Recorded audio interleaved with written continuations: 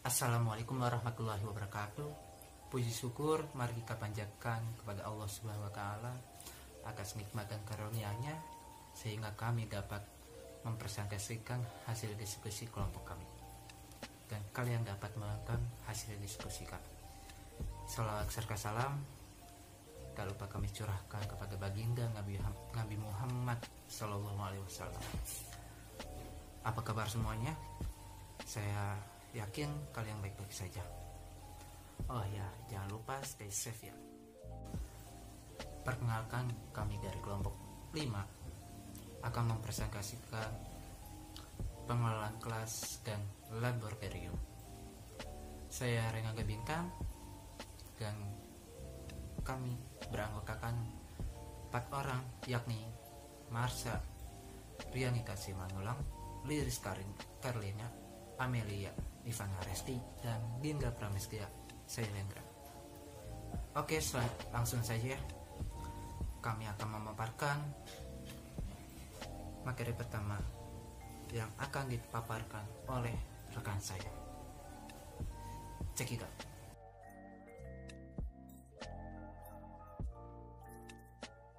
Di sini saya akan menjelaskan materi mengenai pengertian pengelolaan kelas dan tujuan pengelolaan kelas.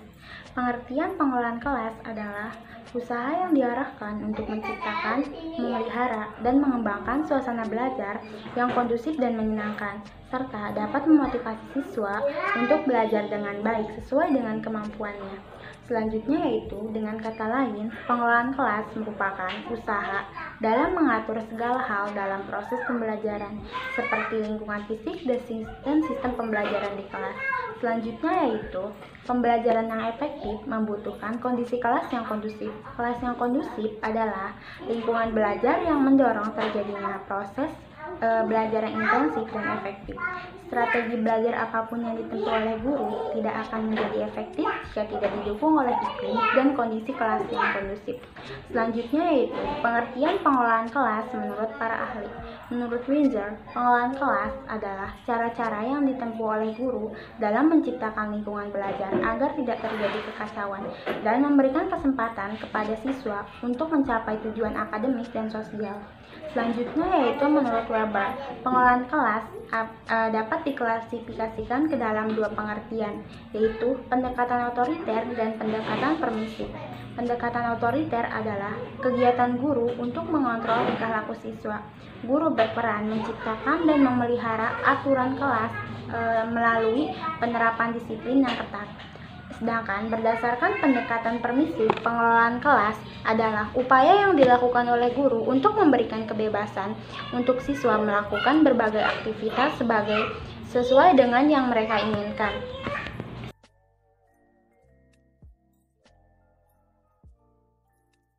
Selanjutnya yaitu ada tujuan pengelolaan kelas. Tujuan pengelolaan kelas adalah tujuan pengelolaan kelas secara umum yaitu menyediakan fasilitas bagi bermacam-macam kegiatan belajar siswa dalam lingkungan sosial, ekonomi, dan intelektual dalam kelas. Sedangkan menurut Suharsini Aripunto berpendapat bahwa tujuan pengelolaan kelas adalah agar setiap anak didik di kelas dapat belajar dan bekerja tertib sehingga segera tercapai tujuan pengajaran secara efektif dan efisien. Selanjutnya yaitu tujuan pengelolaan kelas untuk siswa ada 3, yaitu yang pertama, mendorong siswa mengembangkan tanggung jawab individu terhadap tingkah lakunya, serta sadar untuk mengendalikan dirinya.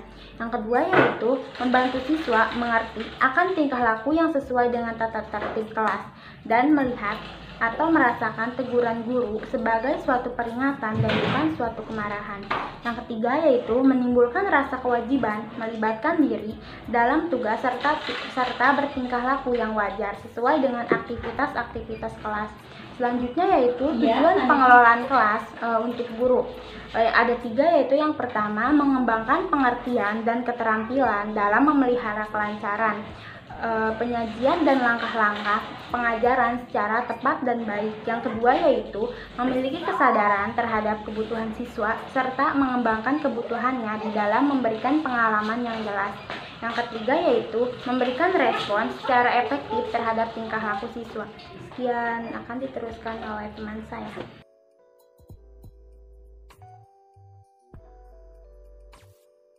Selanjutnya ada ruang lingkup pengelolaan kelas. Yang pertama, pengelolaan kelas fisik. Tujuan penataan lingkungan fisik kelas adalah mengarahkan kegiatan siswa dan mencegah munculnya tingkah laku siswa yang tidak diharapkan melalui penataan tempat duduk, perabot, dan barang-barang lainnya yang ada di dalam kelas. Ada beberapa prinsip yang perlu diperhatikan guru dalam menata lingkungan fisik kelas menurut Loisel, yaitu yang pertama visibilitas. Visibilitas artinya penempatan dan penataan barang-barang di dalam kelas dengan tidak mengganggu pandangan siswa. Yang kedua, aksesibilitas, yaitu jarak antara tempat duduk harus cukup untuk dilalui oleh siswa sehingga siswa dapat bergerak dengan mudah dan tidak mengganggu siswa lain yang sedang bekerja. Yang ketiga yaitu fleksibilitas. Barang-barang di dalam kelas hendaknya mudah ditata dan dipindahkan sesuai dengan kegiatan pembelajaran. Yang keempat yaitu kenyamanan. Kenyamanan di sini berkenaan dengan temperatur ruangan, cahaya, suara, dan kepadatan kelas. Dan yang terakhir yaitu keindahan. Prinsip keindahan ini berkaitan dengan usaha guru untuk menata ruang kelas yang menyenangkan dan kondusif bagi kegiatan belajar. Ruang lingkup pengelolaan kelas yang kedua yaitu pengelolaan kelas non-fisik. Hal-hal non-fisik dalam pengelolaan kelas memfokuskan pada aspek berikut. Yang pertama, interaksi peserta didik dengan peserta didik lainnya. Yang kedua, peserta didik dengan guru. Dan yang terakhir, lingkungan kelas maupun kondisi kelas.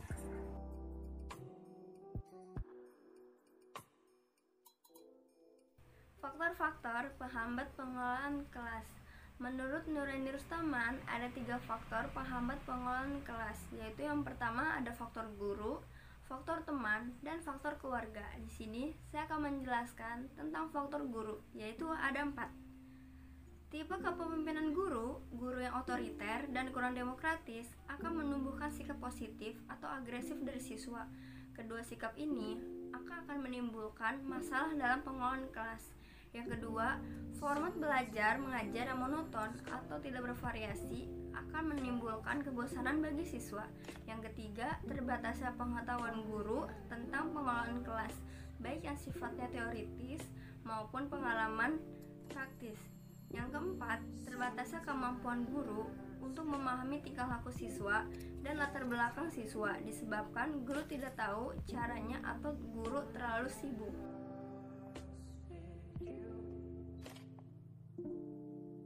Selanjutnya, ada masalah pengelolaan kelas.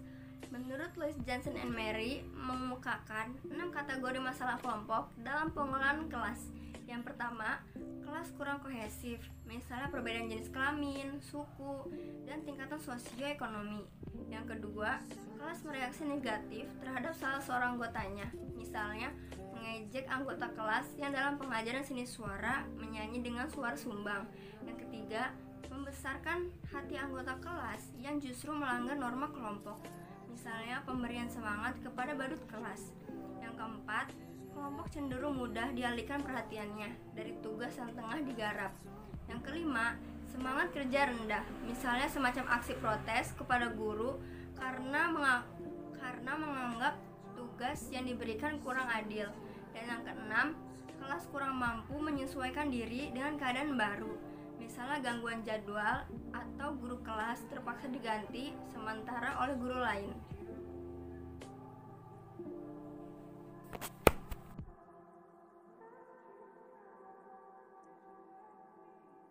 Lanjut ke bagian usaha preventif masalah pengelolaan kelas. Tindakan pengelolaan kelas adalah tindakan yang dilakukan oleh guru dalam rangka penyediaan kondisi yang optimal agar proses belajar mengajar berjalan dengan efektif.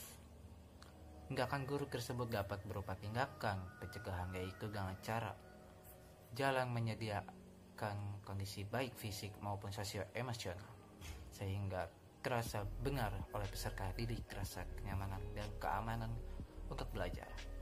Dimensi pencegahan dapat berupa tindakan guru dalam mengatur lingkungan belajar, mengatur peralatan dan lingkungan sosio-emosional. Lanjut ke bagian kondisi dan situasi belajar mengajar. A.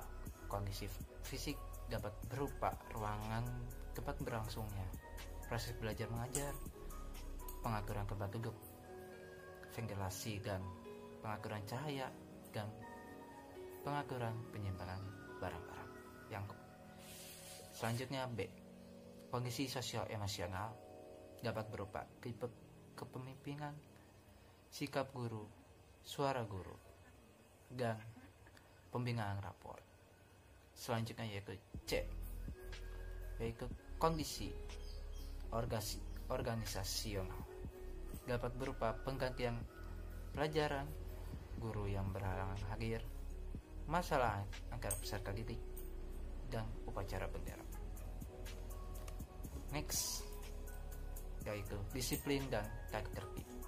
Disiplin mencakup setiap macam pengaruh yang ditunjukkan untuk membantu peserta didik agar dia dapat memahami dan menyesuaikan diri dengan tuntutan lingkungannya, dan juga penting tentang cara menyelesaikan tuntutan yang mungkin ingin ditunjukkan peserta didik terhadap lingkungannya.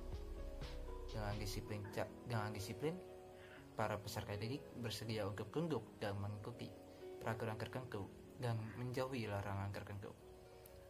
Kesediaan semacam ini harus dipelajari dan harus secara sabar diterima dalam rangka memelihara kepentingan bersama atau memelihara kelancaran tugas-tugas sekolah. Pengertian laboratorium. Kata laboratorium berasal dari kata Latin yang berarti tempat untuk bekerja. Dalam perkembangannya, kata laboratorium mempertahankan kata aslinya yaitu tempat bekerja, akan tetapi khusus untuk keperluan penelitian ilmiah. Menurut Menteri Pendidikan dan Kebudayaan Republik Indonesia nomor 130/0/1983 tentang organisasi dan tata kerja lembaga pendidikan Indonesia tanggal 5 Maret 1983, yang dimaksud dengan laboratorium adalah sarana penunjang jurusan dalam studi yang bersangkutan dan sumber unit daya dasar untuk pengembangan ilmu dan juga pendidikan. Disimpulkan bahwa laboratorium adalah tempat belajar mengajar melalui metode praktikum yang dapat menghasilkan pengalaman belajar di mana siswa dapat berinteraksi dengan berbagai alat dan juga bahan untuk mengobservasi gejala-gejala yang dapat diamati secara langsung dan dapat dibuktikan sendiri sesuatu yang dipelajarinya itu. Fungsi laboratorium. Menurut Sukarso 2005, secara garis besar, fungsi laboratorium dalam proses pendidikan adalah yang pertama, sebagai tempat untuk berlatih mengembangkan keterampilan intelektual melalui kegiatan pengamatan, pencatatan, dan juga pengkajian gejala-gejala alam. Yang kedua, mengembangkan keterampilan motorik siswa. Ketiga, memberikan dan memupuk keberanian untuk mencari hakikat kebenaran ilmiah dalam sesuatu objek di lingkungan alam maupun lingkungan sosial. Yang keempat, membina rasa percaya diri sebagai akibat dari keterampilan atau pengetahuan atau penemuan yang diperolehnya. Dan yang terakhir, memupuk rasa ingin tahu mahasiswa ataupun siswa sebagai modal dari sikap ilmiah seorang calon ilmuwan. Lebih jauh dijelaskan oleh Anonim 2003 bahwa fungsi dari laboratorium adalah yang pertama, laboratorium sebagai sumber belajar. Laboratorium sebagai sumber belajar untuk memecahkan masalah atau melakukan percobaan. Berbagai masalah atau percobaan yang berkaitan dengan tujuan pendidikan terdiri atas 3 ranah. Yang pertama, pendidikan, kedua, sikap, dan yang ketiga, keterampilan atau afektif. Yang kedua, laboratorium sebagai metode pembelajaran. Di dalam laboratorium terdapat 2 metode dalam pembelajaran, yakni metode percobaan dan juga metode pengamatan. Yang ketiga, laboratorium sebagai prasarana pendidikan. Laboratorium sebagai prasarana pendidikan atau wadah proses pembelajaran terdiri dari ruang yang dilengkapi dengan berbagai perlengkapan dan juga bermacam-macam kondisi yang dapat dikendalikan, khususnya peralatan untuk melakukan percobaan. Adapun beberapa peranan dari laboratorium menurut MH tahun 2002 diantaranya yang pertama, laboratorium sekolah sebagai tempat timbulnya berbagai masalah sekaligus sebagai tempat untuk memecahkan masalah tersebut. Yang kedua, laboratorium sekolah sebagai tempat untuk melatih keterampilan serta kebiasaan menemukan suatu masalah dan juga sikap teliti. Yang ketiga, laboratorium sekolah sebagai tempat yang dapat mendorong semangat peserta didik untuk memperdalam pengertian dari suatu fakta yang diselidiki atau diamatinya. 4. Laboratorium sekolah berfungsi pula sebagai tempat untuk melatih peserta didik bersikap cermat, bersikap sabar, dan jujur, serta berpikir kritis dan juga cekatan. Yang kelima, laboratorium sebagai tempat bagi para peserta didik untuk mengembangkan ilmu pengetahuan dan juga keterampilan. Pengelolaan laboratorium. Definisi pengelolaan sendiri adalah kegiatan menggerakkan sekelompok orang atau disebut dengan sumber daya manusia, keuangan, peralatan, fasilitas, dan atau segala objek fisik lainnya secara efektif dan efisien untuk mencapai tujuan atau sasaran tertentu yang diharapkan secara optimal. Pengelolaan atau disebut dengan manajemen meliputi 1. Perencanaan.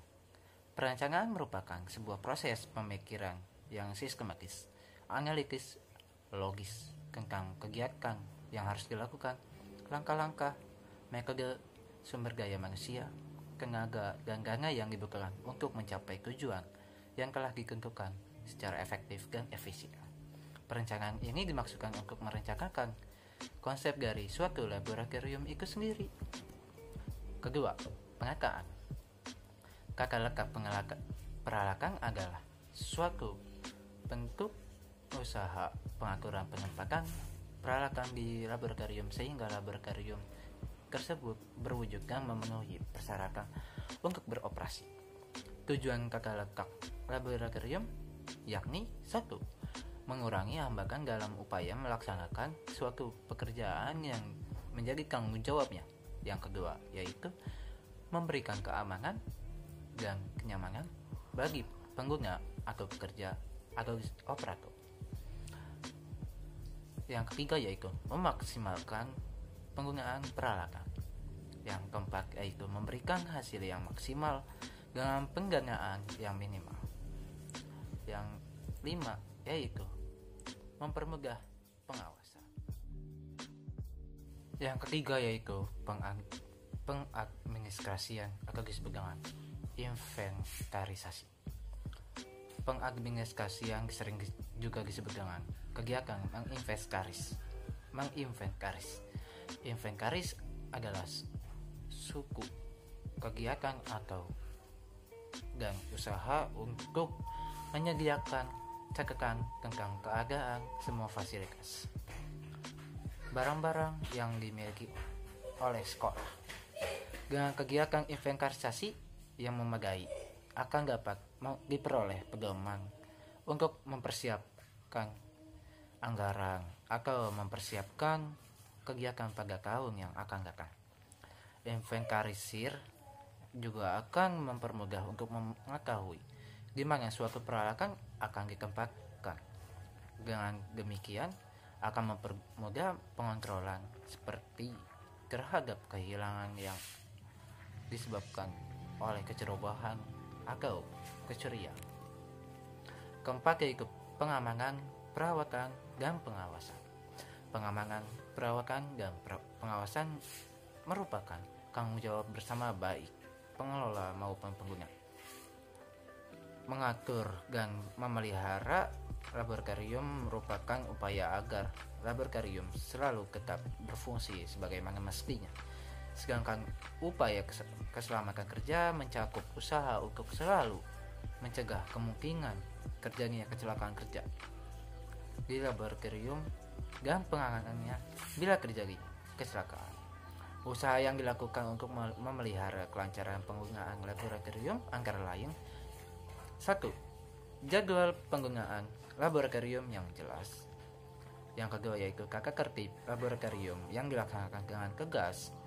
Yang ketiga yaitu alat penanggulangan kecelakaan seperti pemadam kebakaran, kotak P3K, dan lain-lain.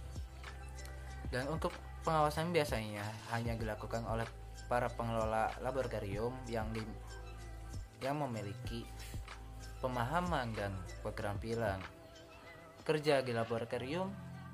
Bekerja harus sesuai tugas dan tanggung jawab dan mengikuti peraturan yang ada. Cukup sekian dari kelompok kami, kurang lebihnya mohon maaf. Wabillahi taufiq wal hidayah. Wassalamualaikum warahmatullahi wabarakatuh.